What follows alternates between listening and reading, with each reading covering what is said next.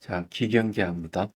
생겨나지도 않고 소멸하지도 않고 건무도 아니고 영혼도 아니고 오는 것도 아니고 가는 것도 아니고 다른 것도 아니고 같은 것도 아닌 영기법을 가르치신 분, 완전한 깨달음을 얻으신 부처님들 가운데 가장 훌륭한 설법자인 당신께 의미를 표합니다. 자, 거기에 183페이지. 이제 사마타 수행에 대한 이야기를 했는데 그전 시간에 그 밑에서 세 번째 줄부터 할 거거든요. 아주 중요한 것은 텅 빔에 익숙해지려고 노력할 때 의식의 명료함이 자연스럽고 뚜렷하게 드러난다 하는 게 아주 중요한 이야기입니다. 그리고 이제 또 한 가지가 중요한 것은 어, 뭐가 중요하냐면은 명료한 알에 집중한다 했어요. 예, 명료한 알에 집중하는 게 아주 중요합니다. 예. 이런 게 이제 어, 자기 마음의 본 모습이 어, 드러나게 하는 방법이에요. 말하자면은. 자, 이제 읽어보겠습니다. 밑에서 세 번째 줄. 사마타 명상의 수행 속에서 우리는 5가지 과실과 8가지 과실을 끊는 방법을 완전하게 알고 적용할 준비를 해야 합니다. 음. 또는 5가지 과실과 8가지 과실을 끊는 방법에 대해서는 이제 변중 변론에 참고하라 되어 있네요.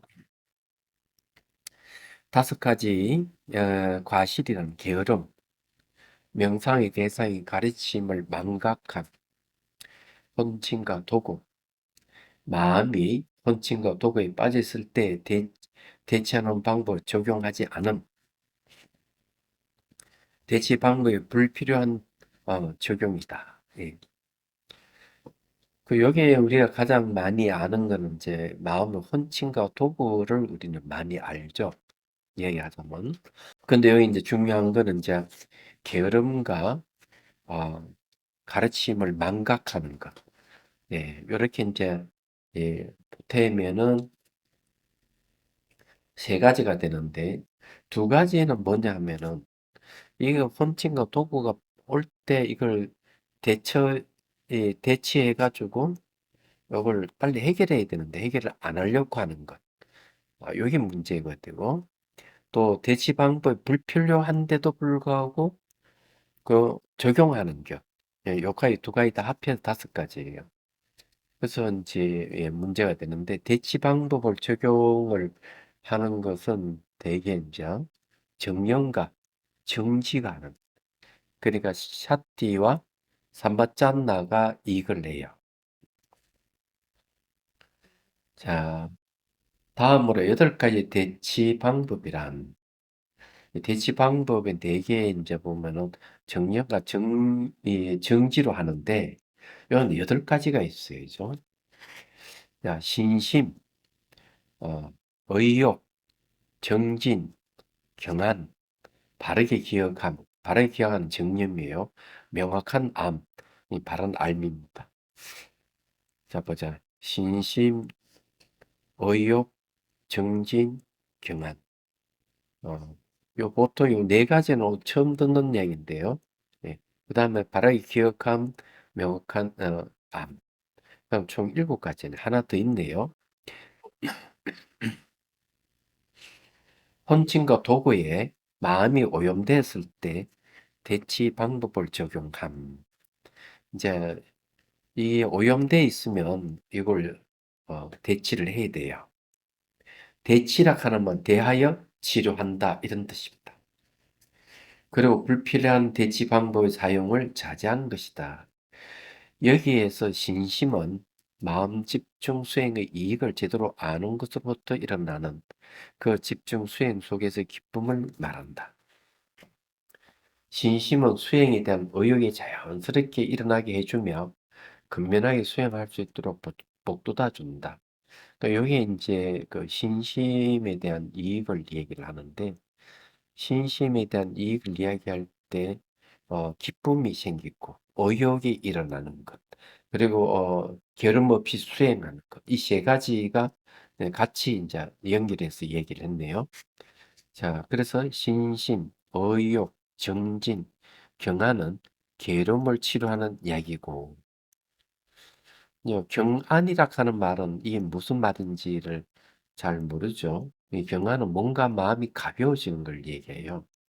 수행을 이렇게 하면, 처음부터 수행을 쭉 해가면은 경안이 점점 생기가지고, 이제 선정을 얻을 때에 이 경안이 생기면 그 경안이 미묘하다고 얘기를 하는데, 뭔가 마음이 가벼워지는 게 경안이에요. 그래서 뭔가 마음이 가벼워지면 저절로 게을러지는 게 없어집니다. 예. 몸이 무겁고 마음이 무거운 사람은 게을러서 뭘 못하거든요. 근데 뭔가 마음이 가벼워져 버리면 번뇌 힘이 약해지면서 게으름이 없어지는 거 얘기하죠. 그다음에 바르게 기억하면 명상 대상을 망각하지 않는 방법이다. 이게 이제 정념이 이제 바르게 기억하는 건데, 대상을 명상 대상을 망각해 버리면 이제 문제가 되는 건데, 망각하지 않는 방법이라는 게 이 기억하는 거죠. 샤띠가 그런 역할을 해요. 우리가 그 건망증 있는 사람도 좀 수행을 하기 좀 어려워요. 근데 반면에 초기 치매에 걸린 사람은 또 수행을 하게 되면은 다시 이게 기억력이 정장이 돼서 되돌아오는 경우가 있습니다. 음.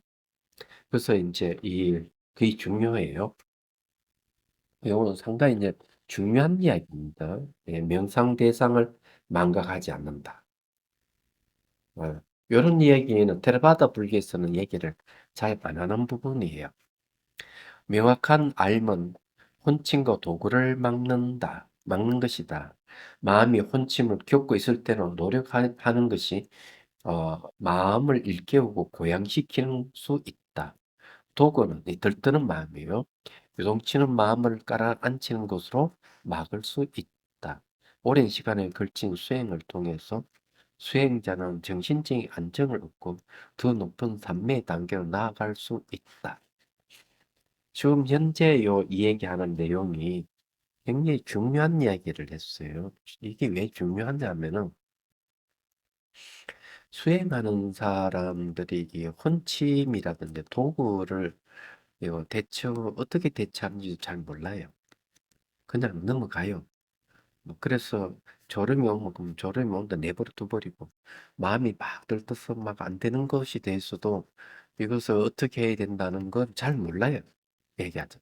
모르기 때문에 대개 선방이라든지 보면은 앉아서 1시간 내내 졸고 있는 사람들이 많아요. 매일. 그래서 이걸 이제 잘 안 되는 것이죠. 그럼 혼침을 대처하는 방법은 강명상이라고 해서 강명상. 어, 빛을 올리는 거예요. 빛을 이제 상상하는 겁니다. 어떤 빛인가 하면 태양빛이나 달빛이나 전등 불빛을 생각하면 돼요. 그러면 혼침이 없어집니다. 저 방법은 이제 이 염초경에 부처님께서 우리에게 일준 방법이에요. 혼침을 대처하는 방법. 그럼 들뜨는 것은 어떻게 그럼 해결하느냐? 이 알아차림하고 삼바짠나 바른 알미, 어, 이게 이제 마음이 들떴다 하는 걸 예, 알게 해요. 그러면은 이제 알아차림, 들떴구나 알았으면은 그 다음에 이 들뜨는 것을 어떻게 해결할까 하는 것은 바른 알미예요. 그래서 바른 알미 이제 어떻게 대처해야 되겠다 생각을 하는 거예요. 그러면 이제 보통 이제 마음이 들뜨는 걸 해결하는 방법은 선정을, 선정이 이익을 생각하는 거. 그 다음에 마음을 들뜨게 하는 대상이 무상해서 그것이 지속성이 없다는 것.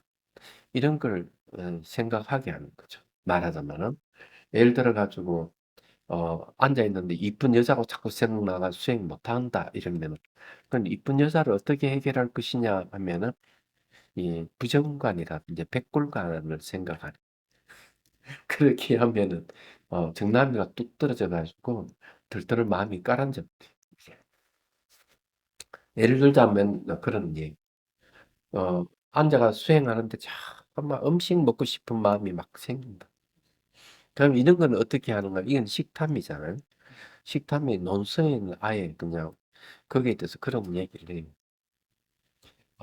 죽을 한 그릇 먹더라도 밥알 하나하나가 구더기가 꿈틀거리는 것으로 생각하라. 그다음에 또 어떻게 얘기하는가 하면 개가 토해낸 토산물로 생각하라.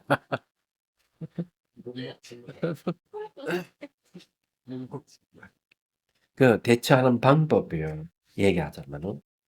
그래서 이게 혼침과 들뜸이 생기면 이걸 대처를 해야 되는 대처하지 않으면은 어, 문제가 생기고 대처할 필요가 없는 걸 대처하면 그것도 문제가 생긴다는 걸 여기서 이 얘기를 하는 겁니다.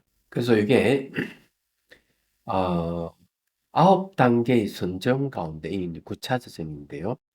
여덟 번째인 비상, 비비상 저정과 9번째 단계의 멸진정이 이르면 매우 심한 산매 상태에 들게 됩니다. 이 상태에서 대치 방법을 적용하는 것은 오직 마음을 산란하게 할 뿐이었어. 대치 방법을 절대로 적용해서는 안 된다. 그러니까 이게 이제 비상, 비비상 저정하고 멸진정은 대체하지 말아라. 이거는 상당히 이제 어, 뭐랄까 좋은 수행의 정보입니다. 얘기하자면. 자, 그러면 이제 간만에 신라의 말씀을 들어보죠. 이와 같이 그대가 바라는 관찰 대상의 마음을 집중한 뒤에 반복적으로 그리고 지속적으로 마음을 집중한다. 이렇게 그 대상의 마음을 집중하고 나서 그 마음을 다음같이 분석한다. 산매 가운데 일어나는 관찰 대상을 잘 파악하고 있는가? 혼침에 빠지지는 않는가? 외부의 대상이 휘둘려 살려내지지는 않는가라고 생각하고 점검한다. 자, 여기에 이제 마음에 집중한다는 것에 대한 얘기를 좀 할 필요가 있어요. 대성기신론에는 사마타 수행을 얘기를 할 때 이 다섯 가지를 의지하지 말아라 이렇게 얘기해요. 형상을 보지 말아라. 의지하지 말아라. 보지 말라는 소리죠. 호흡에 의지하지 말아라. 허공에 의지하지 말아라. 지수합동 4대 현상에 의지하지 말아라. 지가 알고 있는 견문각기에 의존하지 말아라. 다섯 가지에 의존하지 말아라. 그러면은 실제 수행을 적용하려면 어떻게 하는가 하면 앉아가 뭐가 이미지에 떠오르는 건 안 보는 거예요. 호흡이 자꾸 호흡 쪽으로 가면 호흡도 가는 순간 그것을 안 봐버려야 돼. 허공이 나타나고 이러면 허공도 외면해야 돼. 어, 흙, 물, 불, 바람 4대 요소의 현상들이 생기면 그것도 회피해버려야 돼. 어, 자기가 뭔가 이러쿵저러쿵 알고 있는 뭘 적용하려고 그러면은 하지 말아야 돼. 예. 그러면은 마음이 어디로 가는가 하면 마음이 안으로 모이게 된다. 안으로 모이는데 그 자리가 사실 아무것도 없는 자리, 상이 없는 자리. 상이 없기 때문에 무상이죠. 상 없는 자리에 머무는 거예요. 그럼 이제 그렇게 이제 수행을 하는 거죠. 처음에는 어, 듣고 그렇게 해보는 거고, 두 번째는 자기가 이리 듣고 하니까 잘 안 되니까 생각으로 이제 상이 없는 자리에 머무는 걸 연습을 하는 생각으로. 그래서 뭐가 이 생각으로 보이면 안 보려고 그러고 이렇게 하면은 여기 이제 익숙해지면 이제 기억으로 하는 거예요. 기억. 생각으로 하다가 이제 익숙해지면 이제 기억으로는 머물지 않는 연습을 하는 거예요. 이렇게 이제 하면은 그다음에 이제 반전이 이제 슬슬 일어나요. 잡생각 같은 게 일어나면 알아차림으로 없애고 없앴다는 생각도 두지 않아요. 그러면은 이제 매 순간 불생불멸이에요. 순간순간 불생불멸. 생각이 일어나도 불생불멸. 생각이 사라져도 불생불멸이. 왜 그러냐면 생각 자체 실체가 이게. 그러면서 거기에 머물고 있을 때 이 실체가 이 상이 없는 자리에 딱 머물고 있을 때에 어 의식이 명료해지기 시작할 여기 이제 반전되는 의식이 명료해지기 시작하면은 이제 그 마음이 명료해지는 의식이 집중 대상이 돼. 처음에는 아무것도 없는데 머물던 것이 마음으로 대상이 바뀌어요. 그 다음에 이제 마음이 드러나면 마음을 대상으로 하잖아요. 마음이 바깥으로 막 이렇게 도망가면 여기 도구예요. 막 들떠는 마음이 있으면 선정에 대한 이익을 생각하고 이렇게 해서 안으로 또 자꾸 땡겨야 돼요. 그래서 이제 이 자취 없는 자리에 또 머물게 하는 거예요.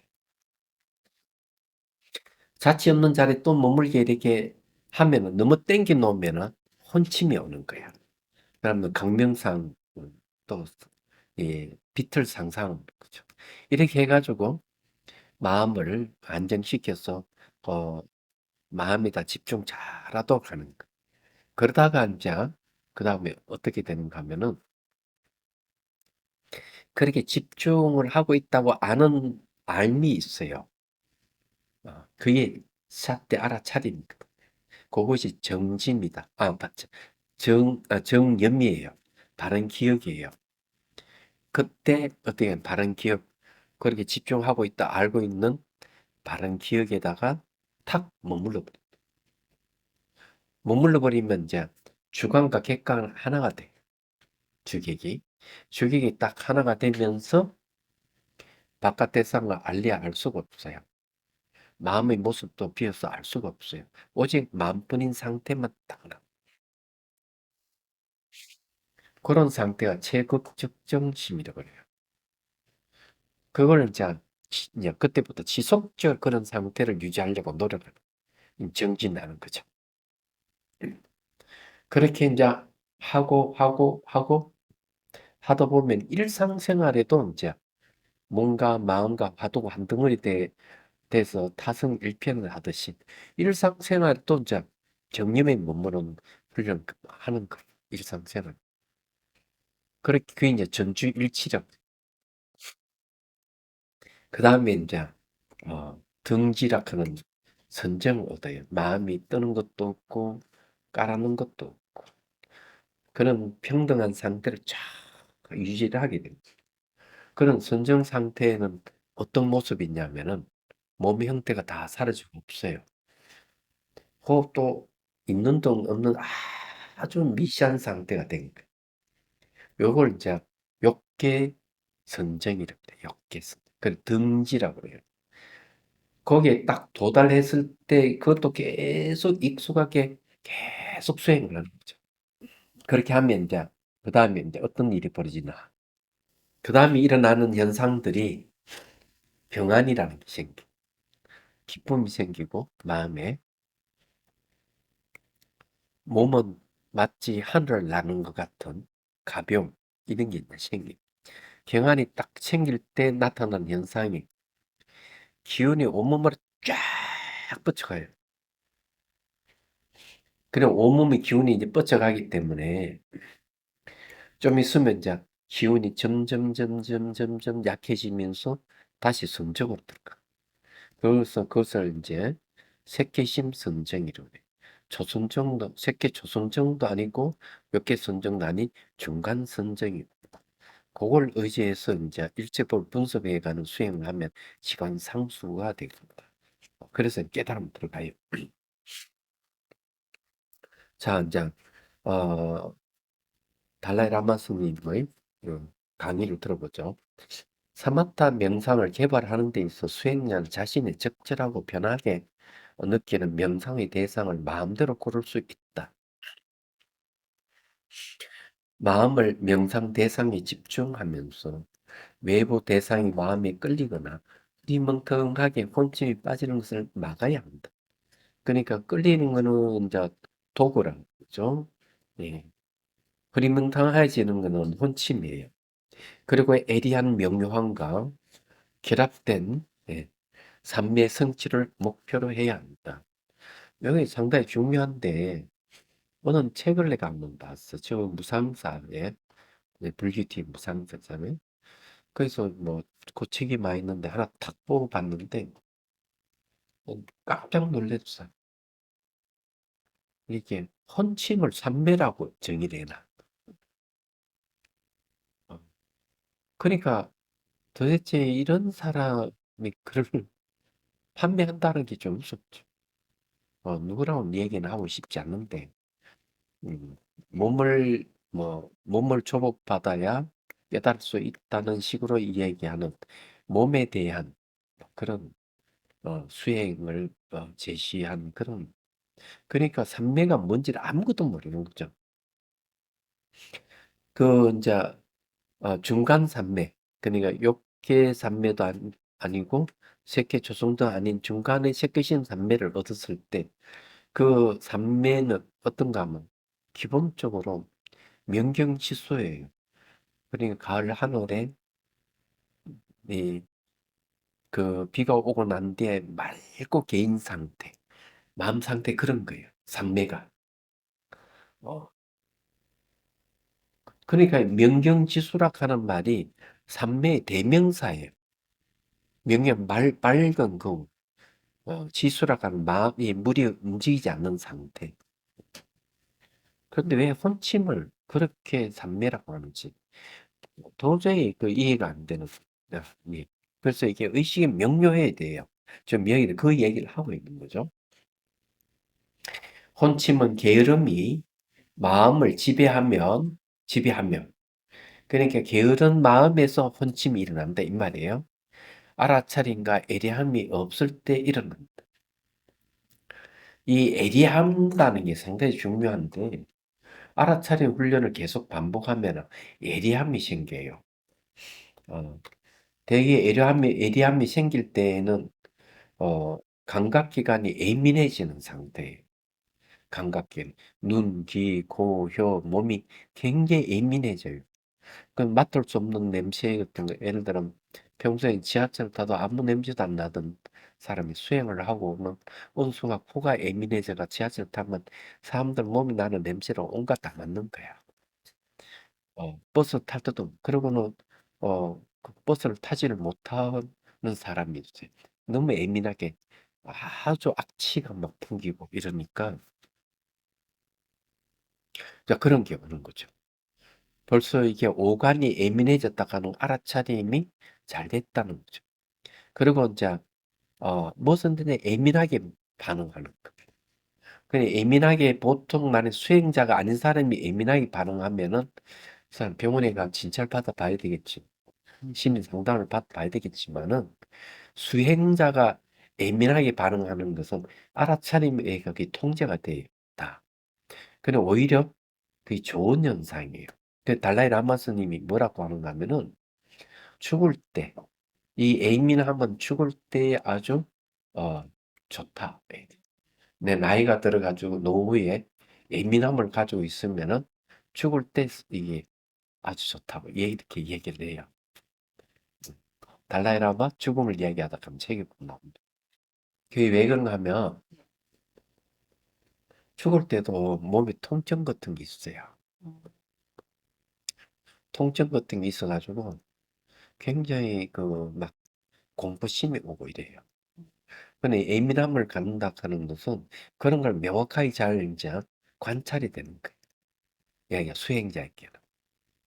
그리고 이제 죽음의 과정 속에 육체가 해체돼 가는 과정 속에서 심리적, 몸하고 관련되는 이 번뇌라 그럴까 이런 것들이 자동적으로 없어져가요. 그런 걸 명확하게 볼 수가 있어요. 예민하지 않으면 그걸 캐치를 못 해내. 그러니까 호구 요소가 물 요소로 해체되고 물 요소가 불의 요소로 해체되고 불의 요소가 바람의 요소로 해체되고 바람의 요소가 의식으로 해체돼. 의식만 남아있는 상태는 호흡이 끊지가 없어요. 그때 또 이제 미시한 번뇌가 또 해체돼 가요. 그때는.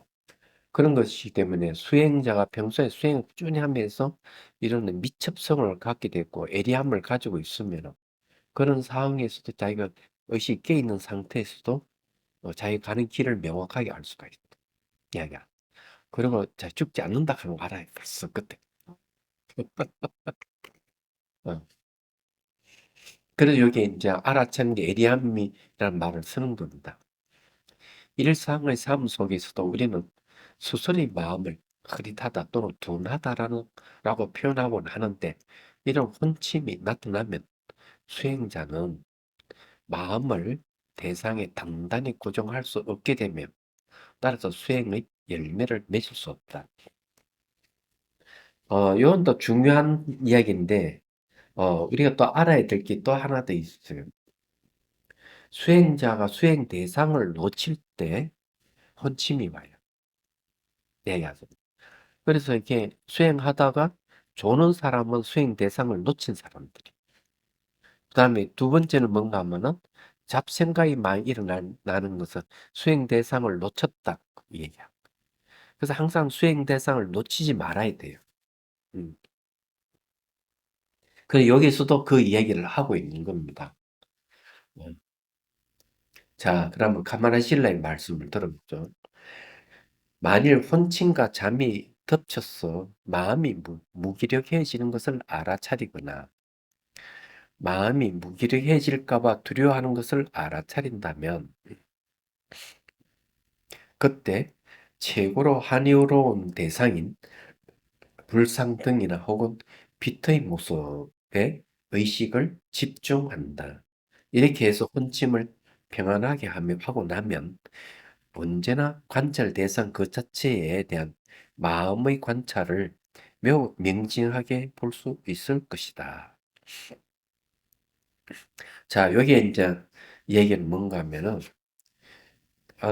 한이로운 대상이 어, 불상이 집중하거나 혹은 빛의 모습, 강명상이죠. 빛의 모습에 의식을 집중한다. 그래요. 요 강명상 있잖아요. 빛의 모습에 집중한다고 되어 있는데, 이거는 구체적으로 얘기하면 빛이 이렇게 상상에 자기를 비추기만 해도 혼침은 없어지는데, 아예 빛에다 집중하는 거예요. 자, 이렇게 하면은 혼침이라든 덮쳐오는 잠, 무기력함 이런 것들이 없어진다는 거죠. 말하자면은 그렇게 됐을 때 이제 마음의 관찰을 매우 명징하게 볼 수 있다 이랬어요. 관찰 대상 그 자체에 대한 마음의 관찰 명징하게 한대. 이제 이렇게 또 얘기해요. 밀교 수행에는 여기에다가 요 미간 앞에다가 불상을 이제 떠올린다. 주먹만한 크기 불상을 떠올려서 관상을 해요. 관상을 하면서 혼침이 오면은 내가 좀 마음이 가라앉았다 그러면 불상 살짝 높여준다. 조금. 높여줌으로써 혼침을 제거하고 마음이 좀 들뜬다 그러면 살짝 내려줌으로써 들뜸을 없애준다. 이렇게 얘기합니다. 어. 그 불상을 대상으로 수행할 때 이제 그렇게 이 얘기를 해요. 자, 정신적 지둔함과 혼침은 지둔하다 하는 거는 둔하다 있죠. 서로를 원인으로 하여 발생하는 관계입니다. 이 혼침이라는 게 사람 마음을 정신적인 것을 둔하게 하고 둔한 것은 혼침을 불러온다는 거예요. 그 서로가 원인이 된다. 이런 거. 이건 상당히 재밌는 이야기예요. 그래서 이제 어, 혼침이 많은 사람은 둔하다고 보는 게 맞아. 그래서 이게 혼침이 안 생기도록 해야 돼요. 그럼 혼침이 안 생기게 하려면 어떻게 해야 되는가 하면은 기본적으로 저녁에 잠을 좀 일찍 자는 게 좋아요. 한 10시쯤에서 잠자는 게 어, 좋고요. 그리고 이제 아침 일찍 일어나는 요거 이제 생활 습관을 바꾸는 거죠. 예를 들어가 하루에 6시간 잔다. 6시간. 그럼 12시 자가지고 6시 일어나는 게 좋을까요? 안 그러면 10시에 자가지고 4시에 일어나는 게 좋을까요? 차이가 있습니다. 12시 자가 6시 일어나는 것보다는 10시에 자서 4시에 일어나는 게 몸이 훨씬 더 가볍고 개운합니다. 그렇지 않으면 12시 자가지고 12시 자서 6시 일어나는 것보다는 11시에 자가지고 5시에 일어나는 게 좋아요. 만약 7시간 잔다 그러면은 12시 자서 아침 7시에 일어나는 것보다는 11시에 자가지고 아침 6시에 일어나는 게 몸 상태가 훨씬 좋다는 거. 그럼 무슨 말인지 이해가 되죠? 어, 그래, 이런 거는 경험적으로 제가 얘기를 하는 겁니다. 음. 자, 수행자의 마음이 침침해지면 뭔가 마음이 무겁게 느껴집니다. 만일 수행자가 의식의 명료함을 잃는다면 그 마음은 생산적이지 못하기 때문에 좋은 결과를 일으킬 수 없다. 혼침은 정신적인 침체한 모습이다. 이 혼침을 대체하기 위해서는 마음을 고양시키는 방법을 사용해야 한다. 그중 몇 가지 좀 더 확실한 방법은 부처님께서 가지고 계시는 수수한 특징들과 같은 즐거운 것들에 대해서 생각하거나 이건 생각한다 이렇게 있죠. 이건 이제 바르게 아는 혼침이다고 바르게 아는 알미에 의해서 이걸 어떻게 대체할 것이냐 하는 생각을 하는 것. 인간으로 태어나는 이 드문 기회를 잡았다는 것에 대해서 감사하고 즐거워하는 것이다. 이것도 좋은 방법이래요. 예. 이러한 생각들을 통해 기운을 복돋아 수행에 임한다면 좋은 결실을 볼 수 있다. 좋은 방법이에요. 사만타 명상을 수행하면서 넘어야 할 또 다른 큰 장애물은 도거이다. 들뜨는 거죠. 도거는 욕망의 대상을 쫓거나 과거의 즐겁고 행복한 일들을 기억하는 등에 의해 마음이 동요하는 상태이다. 거친 형태의 도구가 일어나면 마음은 집중의 대상을 완전히 잃어버리게 된다. 미시한 도구가 일어나면 마음이 대상에 대해 덜 집중하게 된다. 이 문제의 해결책은 무상함, 괴로움 등의 마음을 진정시킬 수 있는 것들을 대상으로 명상한다. 여기에 이제 이 얘기가 이제 도구를 어떻게 대처하느냐 어, 하는 문제를 얘기를 하는데 제가 그 달람살라에 한국인을 위한 법회 때 이제 1년에 한 번씩 참석할 때예요. 예. 그때 어느 수행하시는 분하고 같이 이제 캄툴림보체를 좀 챙겨나가게 됐어요. 캄툴림보는 연세가 많으신 노스님이에요.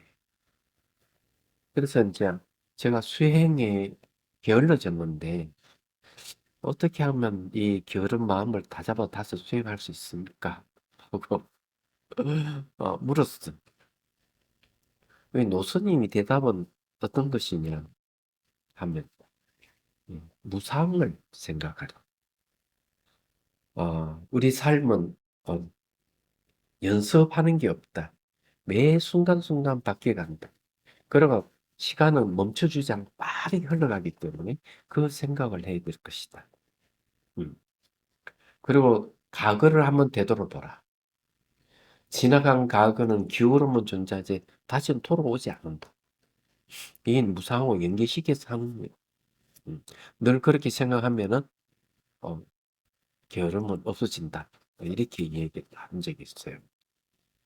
실제로 그런 그 사람들이 게을러지는 문제가 상당히 있습니다. 마음이 들뜨는 것도 문제지만은 여기 이제 마음이 들뜨는 것은 무상이나 괴로움을 가지고 마음을 진정시키는데 예, 어쨌든 그렇다. 네. 자, 가마레 실레의 말씀 들어보죠. 이렇게 될 때까지 수련을 해야 한다. 즉 장님이 보는 것과 같거나 깜깜한 곳에 있는 사람이 보는 것처럼 눈을 꼭 감고 보는 것처럼 명상의 대상이 매우 명징하게 보이지 않는다면 이를 혼침이라고 알아야 합니다. 혼침을 정의한 말이네요. 음. 저는 늘 눈을 이렇게 감고 있어서 눈이 떠 있어요.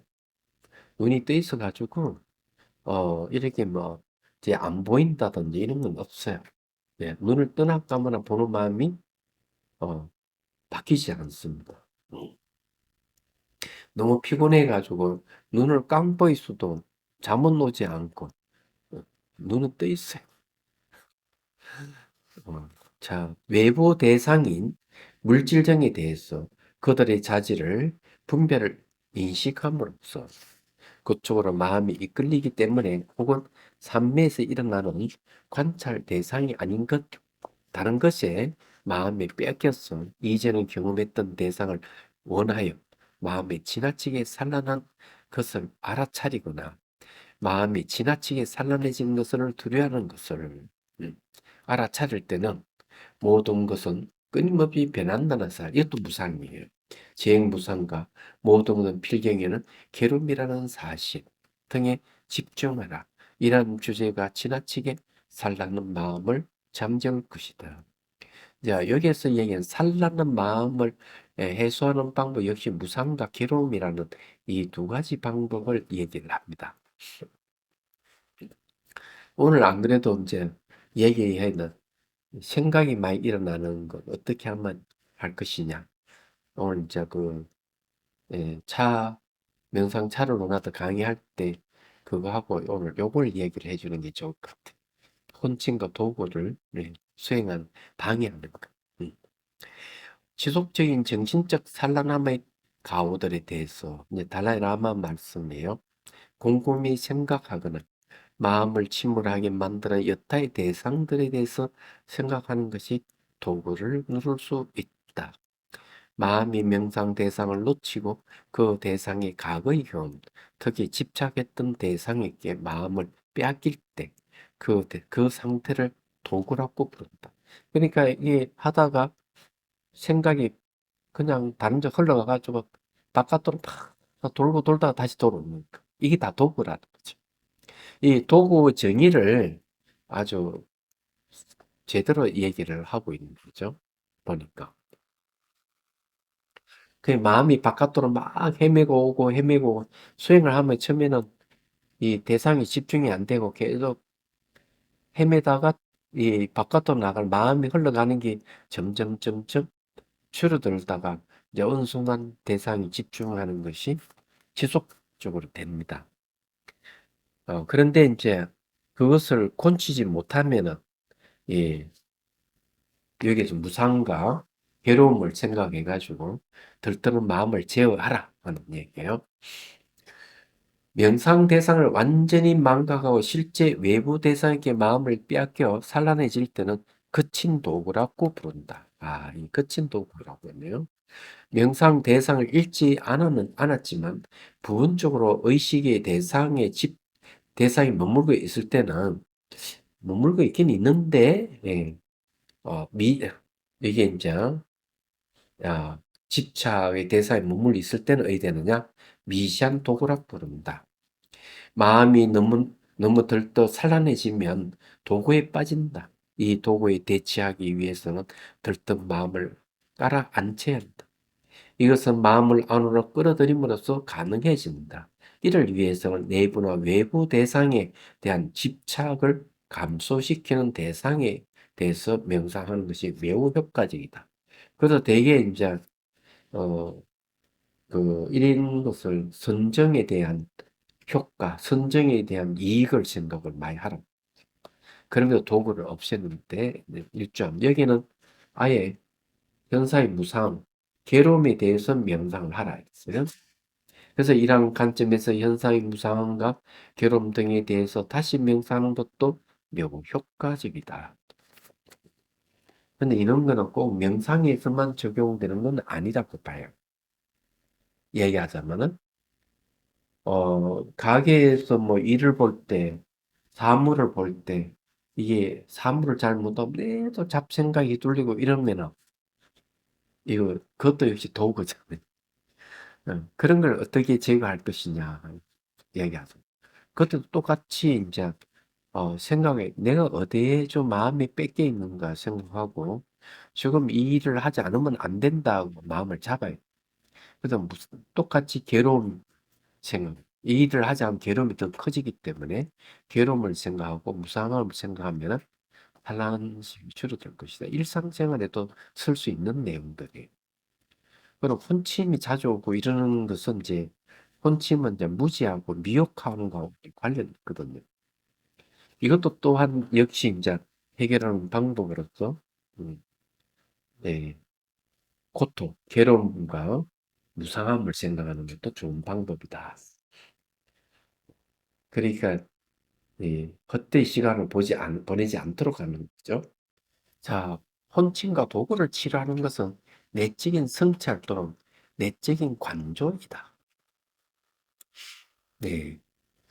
그러니까 혼침과 도구를 치료를 하면은 훨씬 어, 내적인 성찰이라든지 간조하는 게 더 명료해지겠죠. 내적인 성찰은 마음이 명상의 대상에 안정적으로 집중하고 있는지를 점검하는 기능을 한다. 내적인 성찰이 가능하게 되면 마음이 그 대상에 아직 집중하고 있는지 아닌지를 반드시 살펴봐야 한다. 여섯 번째, 가오를 끊어내는 방법인 명확한 알의 힘이 강하면 강할수록 이 바른 알미죠. 내적인 성찰의 힘 역시 강해질 것이다. 이게 이제 내적인 성찰하고 명확한 알마의 관계를 얘기하네요. 이게 아주 중요한 얘기. 예를 들어 이것은 좋지 않다, 이것은 내 수행에 도움이 되지 않는다 등을 끊임없이 기억한다면 그런 기억이죠. 우리는 내적인 성찰을 유지하고 있는 것이다. 네. 일상의 부정적인 측면들에 대해서 유념하는 것이 중요하다. 그리고 그 부정적인 측면이 발생하지 않도록 경계해야 한다. 그러므로 내적인 성찰의 독특한 특징은 우리 몸과 마음 상태를 판단하고 마음이 명상의 대상에 제대로 머물고 있는지를 판단, 점검하는 것이다. 이 판단하고 점검하는 것이 이 내적인 성찰이 한다. 그죠? 그럼 내적인 성찰은 어디서 하는가? 명확한 암에서 내적인 성찰이 생기는 거죠. 그러니까 바른 알면서 내적인 성찰, 내적인 성찰에서 판단과 증거. 이렇게 이제 서로가 연결돼 있어요. 자, 동시에 기분이 너무 저하되어 있으면 혼침이 빠지게 되면 아는 것도 중요하다. 이래 비가 많이 오고 이러면은 이렇게 마음이 예, 그 확 가라앉아 버려요. 네. 저기 비 오고 이러면은 여러분 음식을 뭐 해 먹는 줄 아세요? 예? 그렇지. 예. 감자 부침개라든지 부침개를 해 먹어요. 비가 오고 이러면 그 이유가 있는 거예요. 비 오고 이러면은 마음이 확 가라앉아 버려요. 그래서 마음을 다시 띄우기 위해서 본능적으로 그걸 해 먹는 거예요. 본능적으로. 어, 비가 주룩주룩 올 때 감자가 쓱쓱쓱 갈아가지고 감자 bunching기면 맛있어요. 그 다음에 또 하나 방법은 뭔가 하면은 그 냄비에다가 이 신김치 넣고 제일 밑에는 기름, 참기름, 신김치를 올리고 김이 올라오면 이제 이 밥을 넣어가지고 그 다음에 이제 비벼주는 거예요. 어, 그렇게 먹어도 맛있어요. 그런데 이제 비가 올 때 가장 맛있는 것은 그게 아니고 차입니다. 차. 비 올 때 마시는 커피 맛이 좋고요. 커피의 맛이 왜 좋냐면은 마음을 업시키줘요, 커피가. 또 한 가지가 바로 보이차. 예, 보이차를 마시면은 기분이 또 업돼요. 비 올 때 가장 좋아요. 그런 비 올 때 오령차나 녹차를 마시는 게 아니고 비 올 때 보이차를 마시는 보이차. 그러면 아주 좋아요. 음. 근데 차 맛을 우리 감지하는 것도 보면은 차 맛을 감지하는 훈련도 하나의 알아차림 훈련이 될 수 있어요. 알아차림 훈련이 될 수 있는데 아주 차 맛도 미묘한 맛이 있어요. 그런데 사람마다 그 맛을 감지하는 게 능력이 다 달라요. 그래서 차도 기호품이야. 자기에게 맞는 차가 있고 맞지 않는 차가 있고 어떤 사람이 차 맛이 좋다는 어떤 사람은 맛이 없어 이렇게 하는 경우가 있는데 그 왜 그런가 하면은 그 맛을 감지하는 기능하고 관련 혀에는 1만 개나 되는 미뢰봉이 있거든요. 미뢰봉이 있어가지고 이 차를 마시면은 침이 올라오면서 침과 섞이면서 또 맛이 또 발생을 하는 거예요. 그런 걸 이제 차를 음미하면서 계속 이게 맛을 이제 자기가 좋아하는 것을 찾는 거예요, 이게. 예. 그래서 이제 그런 게 있는데 명상은 그래서 한 발 더 나가죠. 음. 이 무상하다는 거 보는 거고 차 맛이 매 순간 바뀌어가면 실체가 없다고 보는 그냥 그런 쪽으로 가는 거예요. 자, 봅시다. 시간이 다 됐네. 오늘 여기까지 할게. 네. 음, 음. 오늘 아주 수행하는데 중요한 내용들을 얘기를 했습니다. 아주 좋아요.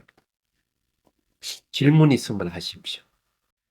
선생님, 저는 달라리 라마의 죽음을 말하다 있잖아요. 예, 그거를 공부를 해서 그랬는지, 한동안은 또 유교 같은 거가 한 3주를 반복해서 다뤘는데요. 요즘 최근에는 그 죽음 있잖아요. 몽상을 하면은 너무 이게 선명하게 죽었다 새로 태어나는 거 있잖아요.